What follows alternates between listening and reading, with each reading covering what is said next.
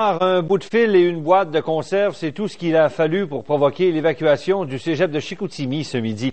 Les pompiers qui ont vu l'appareil artisanal dans un ascenseur n'ont voulu courir aucun risque.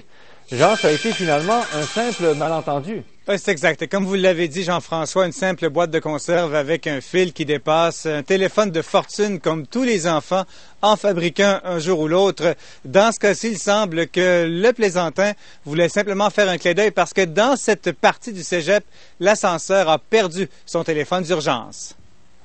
Les pompiers sont en alerte. Les policiers préparent une intervention. Le cégep est évacué. Comment vous trouvez la situation?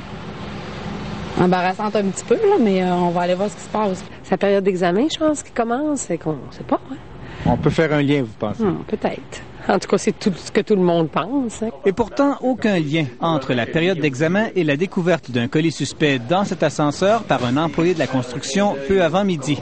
La boîte de conserve se trouvait sur le plancher de l'ascenseur et le fil qui la surplombait entrait dans cette boîte où normalement se trouvait un téléphone. Et c'est en voyant le fil entrer dans la boîte qu'un pompier a soupçonné qu'il pouvait s'agir d'un colis suspect. À cet endroit-là, dans l'ascenseur, il n'y avait aucun téléphone. Donc, les jeunes en question ont voulu en fabriquer un peu comme quand on était jeune, là, avec un fil et une boîte de conserve.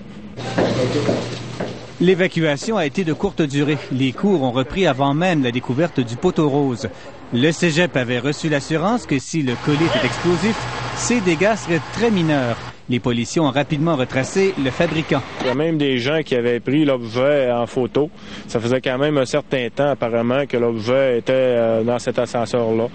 Et donc, on a même vu l'objet là, sur un ordinateur. On l'a déjà rencontré. Il nous a expliqué qu'est-ce qu'il avait fait, ainsi de suite. On va voir par la suite des choses, mais ce qui est clair, c'est qu'il n'y avait aucune intention criminelle. Aucune accusation criminelle ne devrait être déposée contre le Graham Bell en puissance. Son œuvre a provoqué, malgré lui, un appel aux artificiers de la SQ de Québec. Ils ont appris par téléphone qu'ils pouvaient faire demi-tour. Jean Houle, TVA, Saguenay.